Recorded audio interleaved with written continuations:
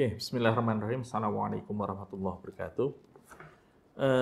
Alhamdulillah, bertemu lagi di kuliah Pak Dipa. Hari ini kita akan belajar tentang close reading, ya, atau pembacaan cermat.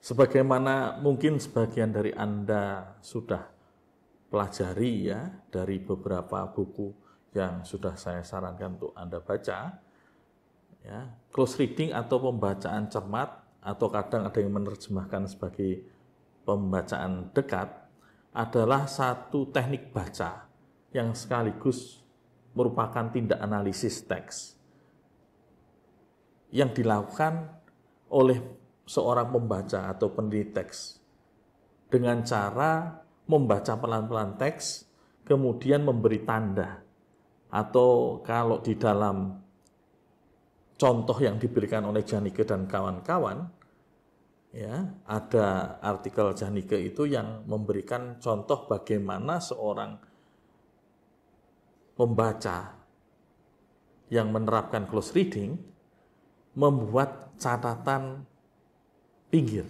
atau marginalia. Atau di dalam contoh yang sama juga ditunjukkan misalkan dengan cara memberi garis-garis di bawah istilah-istilah yang penting. Dan penggunaan close reading di dalam kajian sastra juga dibicarakan oleh banyak orang ya. Seperti Terry Eagleton juga bicara tentang close reading. Ya. Lah, hari ini kita akan membicarakan bagaimana close reading bisa diterapkan di dalam pembacaan satu teks sastra yang kalau di masyarakat Jawa sangat populer. Teks tersebut adalah ini, Darmo Gandul, ya, Darmo Gandul. Orang kadang menyebutnya Serat Darmo Gandul, ya. Buku yang saya rujuk sebenarnya ini buku tulisan saya dengan Profesor Suyitno dari Universitas 11 Maret, ya. Buku ini diterbitkan oleh Muhammadiyah University Press, dan di bagian halaman 399 ada pembicaraan tentang Serat Darmo Gandul. Dan di dalam pembicaraan tersebut, karena yang diterapkan adalah pembacaan cermat, tentu saja nanti di dalam bahasan terkait dengan kitab ini, Serat Darmo Gandul ini, tentu saja nanti ada bagian-bagian yang dianggap penting. Jadi di dalam tindak close reading, kalau Anda memang hendak menerapkan ini di dalam penelitian sastra, ya, nanti pembuatan semacam ringkasan dari teks tadi itu berdasarkan atau bersandarkan pada catatan pinggir atau marginalia yang sudah dikerjakan atas teks, ya, melalui pembacaan yang pelan-pelan, hati-hati, ya, benar-benar memperhatikan aspek-aspek tertentu, misalkan mungkin simbol, mungkin yang sederhana tentu saja sintaksis, ya, kemudian semantiknya seperti apa, dan seterusnya, ya. Oke. Tadi saya sudah singgung bagaimana saya akan membahas tentang close reading atas Serat Darmo Gandul. Lah, berdasarkan buku ini, ya. Jadi sebelum kita bicara tentang bagaimana Serat Darmo Gandul itu, ya, kita tentu perlu juga untuk memperhatikan beberapa aspek dari teks yang kita kaji. Ya, benar misalkan di dalam post-structuralism ada pembicaraan bahwa ya Roland Barthes itu the death of the author. Namun kita juga tahu bahwa di dalam the function of the author, Michel Foucault, kita akan dapati bahwa teks itu tidak pernah hadir di hadapan peneliti, ya, kecuali ada hal-hal lainnya, seperti misalkan, ya, kapan teks itu ditulis atau diterbitkan, penulisnya siapa, ya, Mengapa hal itu diperlukan? Ya, mau tidak mau memang hal itu hadir bersamaan dengan pembacaan teks, karena di dalam lingkup akademia, saat kita membicarakan satu teks, tentu kita akan bicara hal yang tadi saya sebutkan. Tidak mungkin misalkan teks ini judulnya tidak ada, penulisnya tidak jelas, diterbitkan kapan tidak ada, segala hal tentangnya gelap, tiba-tiba kemudian dikaitkan dengan teks periode tertentu atau masa tertentu. Nah, hal yang seperti itu tentu saja akan mengurangi kevalitan atau bahkan kegunaan pembacaan teks. Karena segala sesuatu ya pasti bisa dikaitkan atau terkait dengan konteksnya. Lah, Serat Dharma Gandol ini ya, ini ada di halaman 399 dari buku yang tadi saya sebutkan ya. Tulisan ini ya, teks ini Serat Dharma Gandol pertama kali terbit di Kediri ya. Penerbitnya ini Tanko Swi ya. Jalan Doho 149 ya. Jadi sepanjang pengetahuan saya tidak ada teks Serat Dharma Gandol kecuali yang awal, yang terbitan ini.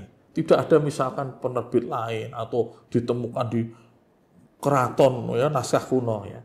Jadi yang jelas bahwa naskah ini bukan naskah kuno. Ya, mengapa begitu? Nah, penerbit ini Tan Kon Swi ini di Kediri ini ya juga ada kaitannya dengan beberapa penelitian lain ya yang menggunakan acuan dari teks-teks lain, karena ada bagian dari Serat Dharma Gandol itu ternyata misalkan merujuk pada Babat Kediri ya. Dari beberapa penelitian seperti misalnya dilakukan oleh Philippus van Ageren tahun 51, kemudian ada Gerardus Willibrodus Johannes Drewes ya tahun 66, kemudian ada Benedict Anderson tahun 81, kemudian ada tulisannya Susianto tahun 2010 ya. Secara konsensus sebenarnya bisa dikatakan serat ini ya, teks ini ditulis sesudah Perang Jawa sebelum selesainya abad 19. Jadi kalau kita menggunakan rentangan waktu, Serat Dharma Gandol itu ditulis sekitar 830-an ya, hingga sebelum 1900. Ya, karena sebelum 1900 teks ini sudah beredar ya, sudah beredar. Nah, kemudian tadi bicara masalah konteks teks ini ya. Jadi ditulis 1830-an ya. Kemudian oh iya, yang menarik dari Serat Dharma Gandol, serat ini sebenarnya anonim. Tidak ada penulis menggunakan pseudonim Kalam Wadi ya. Jadi tidak menggunakan nama asli ya, Kalam Wadi. Wadi itu artinya rahasia ya. Kalau orang Jawa bilang ojo buka wadi, itu ya, ojo buka rahasia atau kadang aib ya. Kemudian kalau kalam itu kan, kalam itu kalimat, ucapan ya, cerita gitu. Jadi penulisnya sendiri menggunakan pseudonim ya, Kalam Wadi ya, sebenarnya bukan anonim ya, pseudonim Kalam Wadi. Dan kalau kita belajar di dalam tradisi sastra, ketika seorang penulis menggunakan nama pena tertentu ya, seperti misalkan kita tahu Doesdekker ya menulis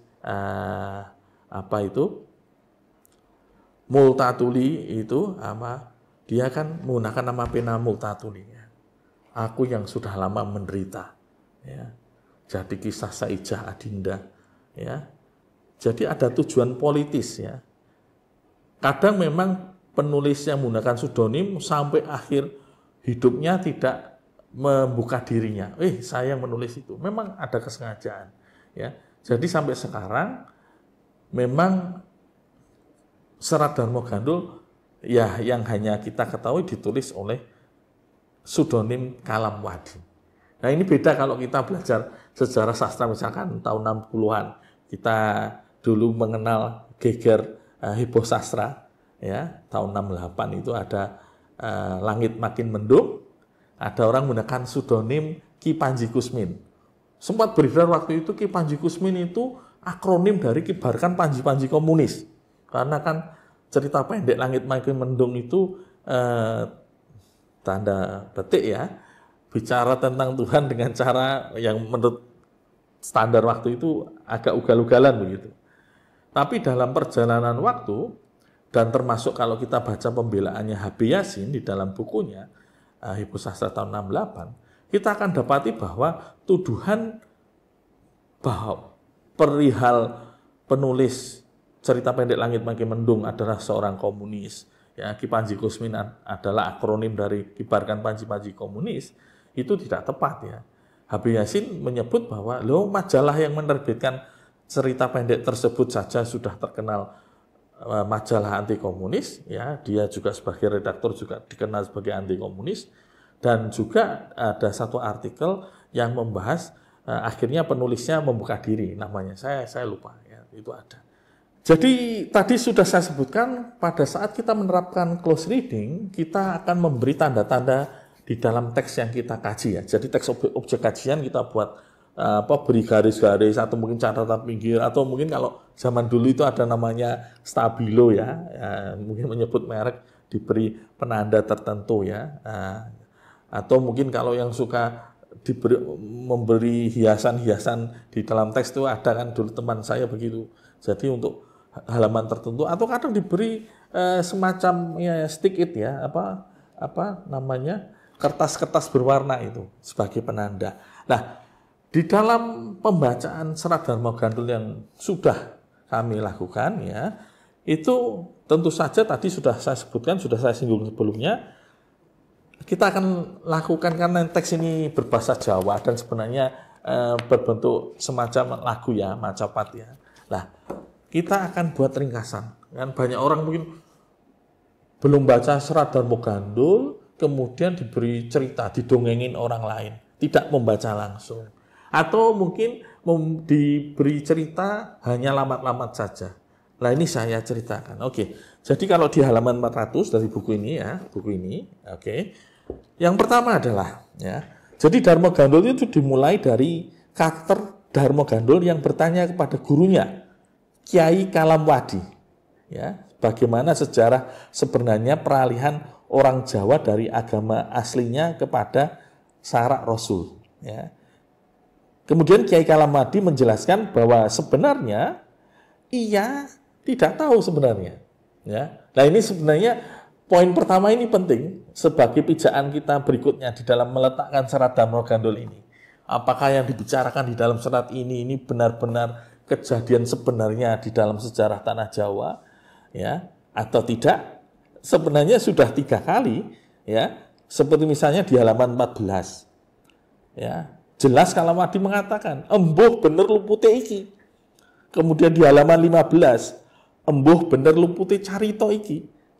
Kemudian juga halaman 24, embuh bener luputiro. Jadi Kalamwadi sendiri juga sudah menyatakan secara eksplisit bahwa apa yang dia sampaikan, dia sendiri tidak menjamin kebenarannya. Nah, ini catatan penting ya, catatan penting. Beda misalnya ada teks mengatakan tidak ada keraguan. Nah, kalau ini ya penutur utamanya, naratornya sendiri, saya ragu dengan cerita yang saya sampaikan. Yang kedua, walaupun begitu, Kiai Kalamwadi akan berbagi cerita kepada Dharma Gandul berdasarkan wangsit dari gurunya namanya Raden Budi. Ya, benar salahnya ya tidak jelas ya, tapi diklaim bisa dicocokkan ya, jadi gaya Jawa ya, dicocok-cocokkan begitu dengan jejak tilasannya.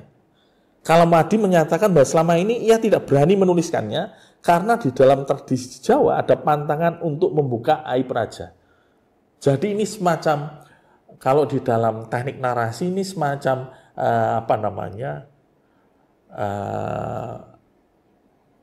nujuman atau nubuah sebelum nanti cerita, karena di dalam cerita bagian tengah dan akhir nanti memang isinya aib ya, tapi apakah itu imajinasi apa kisah sebenarnya nanti kita akan pelajari ya.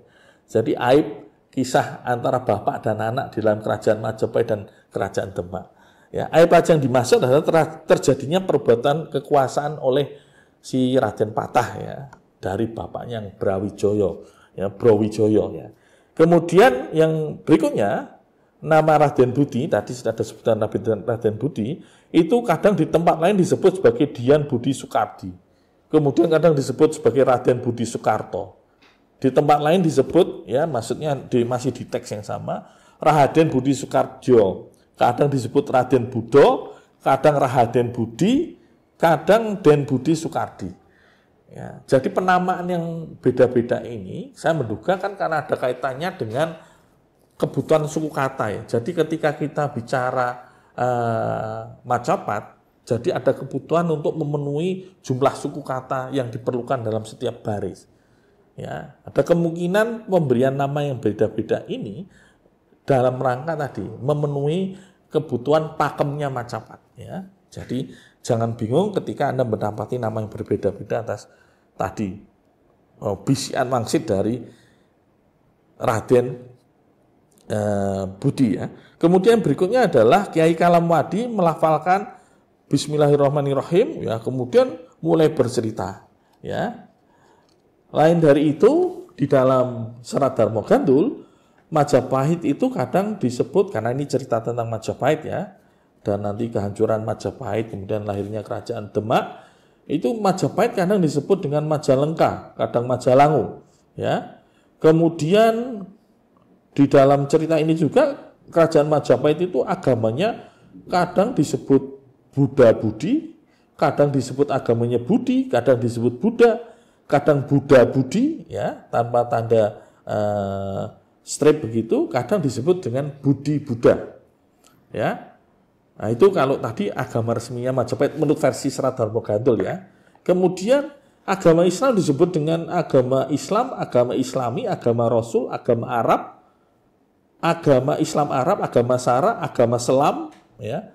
Kan dari kata salam, taslima, salimun, salama ya. Agama Rasulullah, agami Arbun, dan syarat Rasul atau syarat Rasul. Semua ini ada di halaman 4, halaman 5, halaman 15, 16, 27, 89, dan seterusnya. Di tempat lain, agama Islam dicap, bukan agama leluhur. Nah, ini nanti jadi unik di dalam kisah. Membenturkan antara agama leluhur dengan agamanya orang Arab. Ya. Kemudian agama bangsa lain. Ya. Jadi, sanes kawruh saking luri. Ini halaman 6. Kemudian agama bangsa liyan, halaman 95. Sedangkan agama Buddha disebut sebagai satu-satunya agama leluhur Jawa. Leluhure Jawa kang agama Buddha kabeh. Ya, jadi seolah-olah leluhur kita itu ya agamanya Buddha kabeh. Ya, nanti kita bedah masalah itu. Kemudian pemeluk agama Islam dari kalangan pribumi ya disebut atau diololok dengan tiang Jawi ngangge adat Arbi. Ragane Jawa ya kawruhe Arbi. Ya. Kemudian kadang disebut tidak dalam bentuk ololok tapi sebutan lain tiang Islam, bangsa Islam atau wong Islam. Ya, jadi muslim itu di dalam Serat Darmo Gandul disebut dengan nama-nama tadi. Ya. Kemudian dinyatakan bahwa separuh penduduk Jawa sudah masuk Islam. Ya. Daerah yang masih memeluk agama Budi Buddha adalah daerah selatan dan tengah saja. Ya, konteksnya adalah sekali lagi senjakalanya Majapahit. Ya. Jadi di dalam konteks tadi separuhnya masuk Islam, separuhnya Buddha Budi ini konteksnya sekali lagi adalah senjakalanya Majapahit. Ya. Kemudian orang-orang di barat dan pesisir Pulau Jawa sudah meninggalkan agama Budi, pindah ke agama Rasul atau agama Arab. Ini ada di halaman 16. Ya, di dalam Darmo Gandul, pemeluk Buddha serta agama dan pemeluk Kristen mendapatkan pujian. Nah, unik kan? Jadi yang Islam itu nanti ada olok-oloknya, ya. Tapi yang pemeluk Buddha yang diklaim sebagai agama leluhur atau pemeluk Kristen mendapat pujian. Ya. Pemeluk Islam itu disebut tidak tahu membalas kebajikan, kebaikan. Wajibnya yang bician, saikti yang malas becik ya. Ya. Dan hanya halus bagian luarnya saja. alusnya mung kelahiran, jadi hanya bagian luarnya saja orang Islam itu bagus. Disebutnya begitu. Ya, mereka juga punya perilaku aneh, berteriak-teriak setiap hari dan setiap pagi dan petang. Ya, azan. Tangan di dada sambil komat kamit, jungkat-jungkit di tanah setelah hidupnya terlalu banyak pantangan. Wah, jadi sing-sing ya, gitu. Ya. Kemudian agama Islam disebut tanaman yang memberikan buah kuldi saja, ya, wahwit kuldi. Sementara itu, pemula agama Kristen disebut sebagai sesuatu yang memberi bukti, mendapat buah dari pohon pengetahuan. Wahwit kajeng kawruh, itu halaman 4. Makan pohon pengetahuan, itu kalau memeluk Kristen seperti itu, dahar wit kawruh, atau menjadi penuh kawruh, sehingga tahu benar salah. Kang nedha wong kawruh werksa, ayung kemi agama Nasrani, nyebut Isa rohullah, mangeran ing kawigyan, angger wikya jajah kathah nalor kawruh tanpa nyegah mangan nendra mung ngrawuhi bener sisip. Wah, jadi ada pujian kalau masuk agama Kristen. Ya. Atau bagi pemeluk Kristen dipuji seperti itu. Kemudian pembicaraan tentang Islam Kristen itu membandingkan kalau yang seolah-olah kalau Muslim itu hanya tentang huldi saja, tentang syahwat saja.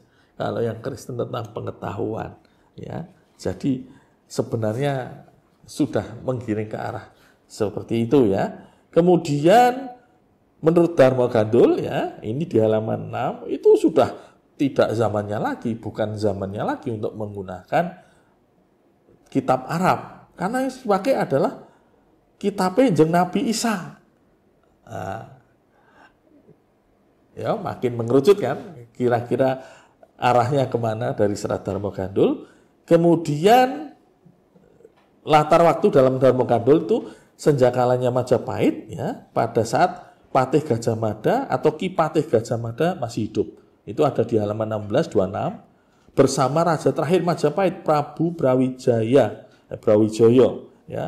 Kadang Brawijaya ini disebut Brawijaya Prabu Majalengka, atau kadang disebut Sri Brawijaya, kadang disebut Sang Brawijaya Prabu, Sang Hau Prabu, Sri Narendra, dan Ratu Agung Majolangu, atau kadang Maha Prabu Brawijaya. Ini ada di halaman 15, 35, 16, 94, dan 97. Ya. Dan waktu itu Brawijaya digambarkan sudah bopo kang wis mungkuk, ya, sudah tua sekali. Dan Gajah Mada di dalam cerita ini, sekali lagi, menurut versinya Serat Dharma Gandul, jadi senjakalanya Majapahit itu Gajah Mada masih hidup, Brawijaya masih hidup. Brawijaya sudah tua, wungkuk, ya. Kemudian Gajah Mada juga tua. Wis tua, wungkuk, wis balengkok, ditutuk ubai palastro. Ya, begitu ringkihnya ditutuk saja sudah dipukul sedikit saja sudah pasti roboh, ya. Ya, halaman 48. Ya.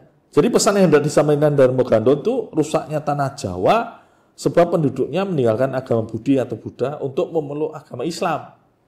Atau opsi lainnya adalah kalau ingin mengejar kemuliaan masuk Serani, agama Kristen. Jadi kitab Serat Dharma Gandul itu seperti itu, ya. Kemudian ada kisah Sunan Bonang, ya, yang provokatif. Kemudian ada kisah Kiai Locaya, ya. Ini yang orang kepercayaan Sang Prabu Jayabaya. Ini kalau tidak keliru ada di Babat Kediri juga karakter ini, ya, yang tinggal di Gua Selobale, ya. Di tempat lain Kiai Buto Locaya ini mengklaim dirinya adalah bangsa lembut bukan manusia. Kula niki bangsa lelembut sanes alam lan manusa, ya. Kemudian ada percakapan Sunan Bonang, ya, atau Sunan Bonang dengan Kiai Buto Locaya, ya. Buto Locaya menuduh Sunan Bonang begini dan begitu, pokoknya jelek, ya. Tapi Sunan Bonang tidak takut dan seterusnya dan seterusnya. Oke. Jadi ada 31 poin yang bisa dibuat atau sudah kami buat, ya, yang meringkas isi dari Serat Dharma Gandul, dan Anda bisa mendapat ini sekali lagi dari halaman 400, ya, hingga 410. Jadi ada 10 halaman yang membahas poin-poin pokok dari Serat Dharma Gandul. Nah, yang menarik lagi adalah misalkan, ya, tadi tidak hanya beberapa kali memuji agama Serani, ya, agama Serani disebutnya begitu, agama Kristen, kemudian mengolok-olok orang Islam, mengolok-olok agama Islam, ya, kemudian menuduh Wali Songo misalkan, ya, Sunan Bonang provokatif dan lain sebagainya, mengajarkan untuk durhaka pada bapak, ya, mengajarkan Raden Patah untuk durhaka pada bapaknya, ya. Juga ada misalkan kisah Nabi Daud, ya, di dalam serat Dharma Gandul yang lebih bernuansakan Bible. Jadi ada kemungkinan yang menulis serat Dharma Gandul ini, ya, ada kemungkinan, ya, ini sekali lagi karena pseudonim, ya, sampai sekarang tidak tahu siapa yang sebenarnya menulis ini, ya. Saya pernah baca ada yang mengatakan siapa itu gurunya Kiai Sadra atau muridnya Kiai Sadra, Tunggul Wulung apa siapa. Tapi sampai sekarang saya belum mendapatkan rujukan yang valid, ya. Jadi hanya baru dugaan dan lain sebagainya, cerita-cerita Jarini, ya. Kalau seperti itu, ya, kita harus tinggalkan, ya, kalau hanya Jarini saja. Oke. Jadi kalau kita bicara dari 31 poin tadi, ya, kemudian di buku ini ada beberapa hal yang kalau kita bicara close reading, kadang kita misalkan ingin menunjukkan aspek-aspek kefiksian dari satu teks, ya. Jadi karya sastra itu kadang bisa kita anggap sebagai cerminan, tapi bisa merupakan bentuk wujud baru dari pemolesan seorang sastrawan, ya. Jadi dia ambil yang baik-baik atau dia buat baik, padahal kenyataannya tidak begitu. Tapi bisa juga dia ramu dari cerita yang sebenarnya ada, kemudian dia buat cerita baru yang melenceng dari kisah sebenarnya, ya. Mungkin yang jagoan jadi atau pahlawan jadi musuh, yang jujur ditampilkan buruk atau munafik, dan seterusnya dan seterusnya. Nah, termasuk juga masalah periode waktu kronologi yang menarik kalau di serat Dharma Gandul, justru kentara sekali ini memang tidak sesuai dengan sejarah tanah Jawa, ya. Kalau ada orang mengklaim rujukan sejarah tanah Jawa serat Dharma Gandul, wah, keliru sekali, ya. Jadi misalkan begini, kita tahu, ya, ini sejarah resmi kan, ada prasasti dari peninggalan kerajaan Majapahit, ya. Jadi tiap raja itu kan ada prasastinya. Kemudian juga ada catatan dari bangsa Cina, ya, musafir Cina, para pedagang.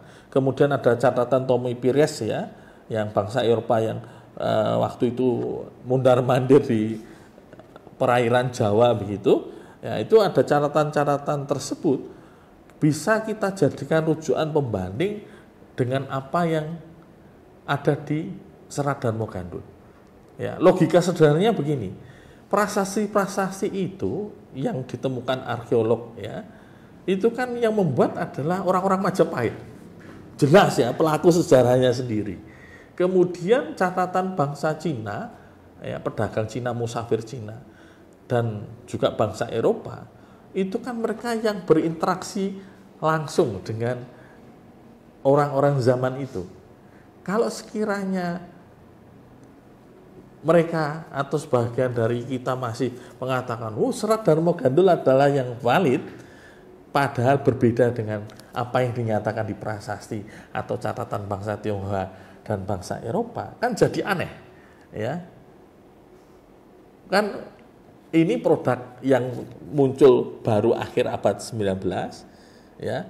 Sejarawan mengatakan bahwa Majapahit itu hilang, ya, bukan hilang, ya, runtuh itu awal abad 16, ya. Itu pendapat yang terkuat dari banyak orang, ya. Ada yang mengatakan 1500 sekian, ya, banyak variasi. Yang jelas bukan 1478, ya. Kemudian ini baru muncul 1800-an mendekati 1900 malah dianggap valid, sedangkan yang catatan asli, prasasti dan lain sebagainya dianggap tidak valid, tidak perlu dijadikan rujukan, kan jadi aneh, ya. Contoh yang paling jelas adalah masalah Brawijaya dan Gajah Mada. Kita semua tahu, ya, kalau kita membaca tulisan-tulisan arkeolog, sejarah yang benar, ya, bukan sejarah yang berdasarkan imajinasi. Raja terakhir Majapahit bukan Brawijaya. Bahkan banyak, ya, sudah mulai banyak arkeolog yang menyuarakan, ya, seperti misalnya kita dapati Fransiskus Assisi yang di Assisi Channel itu kan bercerita tentang sebenarnya raja terakhir Majapahit bukan Brawijaya, bahkan Brawijaya itu tidak ada nama Brawijaya di dalam perjalanan kerajaan Majapahit sebagai raja. Raja Brawijaya itu tidak pernah ada. Nama Brawijaya itu muncul di Babat Tanah Jawi, dan Babat Tanah Jawi itu muncul di sastrawan Jawa begitu untuk mencoba membuat cerita yang bisa mengaitkan kelahiran kerajaan Demak, Mataram dan lain sebagainya dengan kerajaan Majapahit, karena ada tradisi untuk selalu berusaha mengaitkan kerajaan yang baru muncul dengan kerajaan yang dulu pernah jaya. Tapi sekali lagi itu kan usaha mengarang saja, karena yang ditulis di Babat Tanah Jawi ya tadi juga tidak akurat ya. Kemudian lainnya lagi tadi saya sebut adalah Gajah Mada. Gajah Mada itu sudah meninggal jauh sebelum kerajaan Majapahit sudah mulai menurun. Jadi Gajah Mada meninggal, kemudian sampai raja berikutnya itu Hayam Wuruk, Majapahit masih kuat ya, meskipun ada beberapa pemberontakan. Raja berikutnya masih kuat. Lah di dalam Serat Darmogandul si Gajah Mada masih hidup bersama Brawijaya ya pada saat senjakalanya Majapahit. Jadi ini kan tidak masuk di akal kalau ada yang bersikeras ini rujukan resmi sejarah tanah Jawa. Keliru ya. Kemudian lagi masalah, dan ini dibicarakan di buku ini ya. Kemudian ada masalah misalkan Raden Patah. Kalau versinya ini dan Babat Tanah Jawa kan ada dikait-kaitkan dengan Brawijaya ya. Padahal kalau di dalam versi catatan Tommy Pires jelas Raden Patah itu ya kurang lebih ya tidak ada kaitannya dengan bangsawan Majapahit. Tidak ada ya. Ya, kemudian lainnya lagi masalah agama ya, masalah agama. Jadi masalah agama ini agama di dalam kerajaan Majapahit. Jadi kalau di Serat Darmogandul seolah-olah itu pada saat Majapahit hancur itu Islam itu masuk dengan cara yang aneh dan seterusnya dan seterusnya. Nah, ini bertentangan dengan temuan arkeologis kan, memang di Trowulan, sekitar Trowulan kalau tidak salah itu ada pemakaman Muslim, dan itu jelas itu jauh-jauh hari sebelum Majapahit hancur ya, Islam sudah masuk di wilayah Majapahit. Dan Majapahit sendiri banyak arkeolog menyebutkan hancurnya itu kan memang karena pertikaian internal ya. Jadi bangsawan Majapahit itu saling gontok-gontokan ya, saling gontok-gontokan ya. Nah, itu tadi masalah Darmogandul ya. Kemudian kalau yang tadi spesifik tentang agama ya, ini misalkan kalau di buku ini ya, sekali lagi kalau di sini kan tadi disebut Buddha, Budi Buddha atau apapun. Nah, seolah-olah ya agama di kerajaan Majapahit adalah Buddha. Atau seolah-olah ada agama yang tanda petik ya, yang digambarkan di Serat Darmogandul agamanya itu, padahal tidak. Misalkan kalau kita rujuk pada penelitian Given ya, itu kita akan dapati bahwa di dalam kerajaan Majapahit ya, agama Hindu Saiwa atau Saiwism dan Buddha dipraktikkan bersamaan secara unik ya. Bahkan kita mengenal istilah kalau kita semua ya, Bhinneka Tunggal Ika. Kan kita menerjemahkannya kan berbeda-beda tetapi tetap satu jua. Tidak, Bhinneka Tunggal Ika itu asli makna sebenarnya dalam kitab Sutta Soma itu dua, tetapi keduanya dalam waktu yang sama juga merupakan satu. Jadi ada sinkretisme antara Hindu Saiwa ya dengan Buddhism di kerajaan Majapahit. Ya, betapa uniknya istilah yang dulu dipakai di kerajaan Majapahit di kitab Sutta Soma ya, yang sebenarnya menggambarkan dua agama yang dipraktikkan dengan cara sinkretisme kemudian dipungut atau diambil atau katakanlah menjadi inspirasi dengan pemberian makna baru oleh Bapak pendiri bangsa kita. Artinya adalah berbeda-beda tetapi tetap satu jua, padahal Bhinneka tunggal ika. Ika itu artinya itu bukan satu ya. Tunggal itu tunggal satu ya. Kan kita sering kebolak-balik. Anak nomor 1 diberi nama Ika ya. Padahal Ika itu artinya Ika itu iko iku ya. Nah, Bhinneka 2. Jadi 2 tapi pada dasarnya 1. Ya. Kemudian ini juga merujuk pada beberapa prasasti ya. Jadi penelitian Given ini bisa dibandingkan dengan tulisan Putra dan Nasution ya. Perihal agama yang ada di kerajaan Majapahit atau agamanya para leluhur ya. Jadi sekali lagi kalau misalkan tadi ya tidak dibenturkan, wah Islam masuk Majapahit pada saat senjakalanya Majapahit, jelas keliru. Agama di zaman Majapahit Buddha atau hanya seolah satu agama juga keliru ya. Kemudian tadi raja terakhir Majapahit Brawijaya juga keliru. Gajah Mada masih hidup pada saat senjakalanya Majapahit juga keliru. Ya. Banyak hal yang keliru dari Serat Dharma Gandul, tapi ada sebagian orang masih percaya bahwa ini Serat Dharma Gandul adalah sejarah sebenarnya Pulau Jawa. Padahal tadi di bagian awal kalau Anda masih ingat, kalau kita semua masih ingat, saya sudah singgung. Bahkan Kalam Wadi ya cerita 3 kali secara eksplisit. Dia pun tidak yakin dengan yang dia ceritakan ya. Oke. Lah, sebagai penutup sebenarnya begini ya. Ini menarik ya. Kalau kita bicara Dharma Gandul dan kita bicara Gatholoco, coba Anda perhatikan.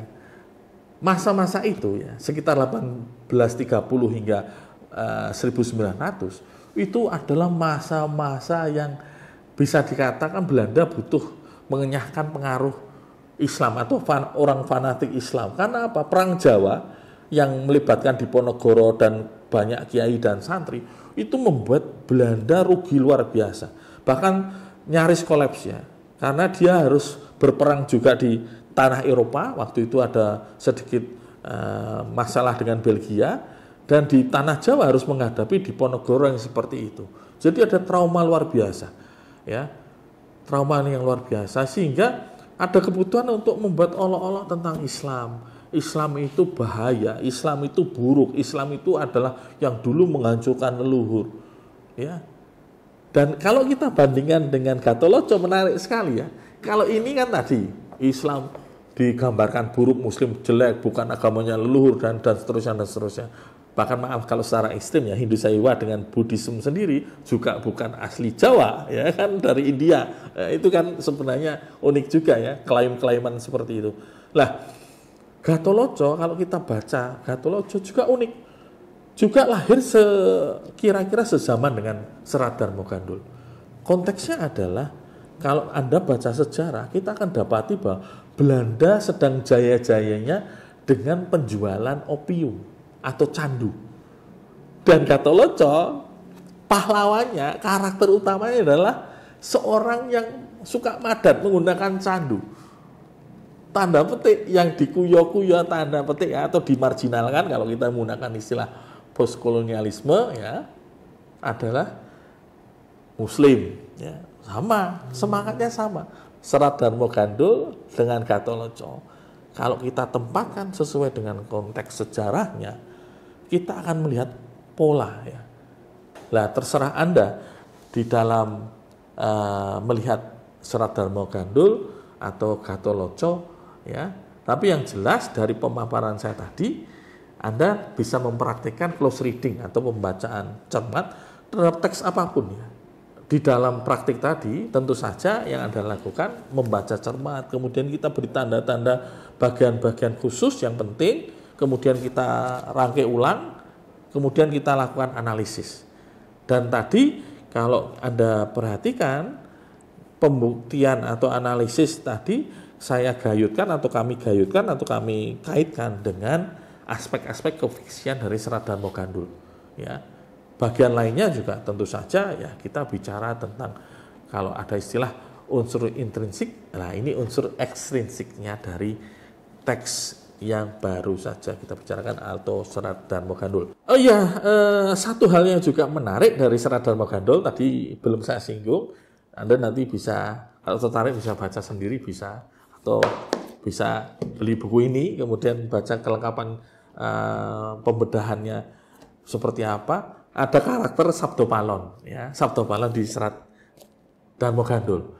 Sabdopalon ini kalau di video YouTube-nya channelnya Fransiskus Assisi ya, seorang pemerhati sejarah, arkeolog begitu, Anda akan dapat juga misalkan di Candi Cetha atau Sukuh itu ada patungnya Sabdopalon. Nah, padahal sudah dijelaskan, itu bukan patungnya Sabdopalon, tapi dulu ada orang tiba-tiba mengklaim, oh ini Sabdopalon, terus kemudian dikait-kaitkan dengan petilasannya Brawijaya dan lain sebagainya. Jadi itu penciptaan sejarah dengan cara yang sebenarnya tidak akademik ya, asal saja. Nah, sama juga ketika orang berbicara sejarah tanah Jawa, Brawijaya, kemudian Majapahit, ada kisah Brawijaya dengan pengawalnya Sabdopalon, terus akhirnya kecewa Sabdopalon karena Brawijaya masuk Islam, terus Sabdopalon bersumpah atau membuat ikrar masalah 500 tahun lagi akan Muslim di Jawa begini begitu. Ya ini cerita fiksi ya. Bahkan Sabdopalon tidak ada di prasasti manapun, tidak ada di catatan sejarah manapun. Kalau sekiranya Sabdopalon adalah seorang tokoh yang penting di dalam kerajaan Majapahit, ya problemnya adalah dua. Yang pertama adalah ya di dalam kisah-kisah yang mencantumkan Sabdopalon itu ada Brawijaya. Brawijaya itu tidak ada di dalam sejarah asli Majapahit. Terus yang kedua, kalau sekiranya memang Sabdopalon adalah orang yang terkenal sebagai penasihat raja pada masa Brawijaya atau raja terakhir Majapahit, tidak ada penasihat yang tercantum di catatan manapun, catatan bangsa Cina atau Eropa atau prasasti yang mencantumkan penasihat yang bernama Sabdopalon. Artinya, ya sekali lagi semua kembali pada Anda ya. Kita bicara fakta atau kita hendak mempercayai sesuatu yang fiktif ya ke dalam bagian ini yang benar, ini yang faktual, tidak ya. Ya, begitu. Semoga bermanfaat, semoga nanti Anda bisa menerapkan ya close reading ya di dalam penelitian sastra Anda ya, tidak harus sekali lagi ini contoh berarti naskah lama, teks lama pun bukan kuno ya, ini termasuk modern sebenarnya. Bisa Anda lakukan penelitian dengan close reading ya. Teks modern tentu saja bisa Anda kerjakan begitu ya. Semoga bermanfaat ya. Mohon maaf jika ada salah kata. Assalamualaikum warahmatullahi wabarakatuh.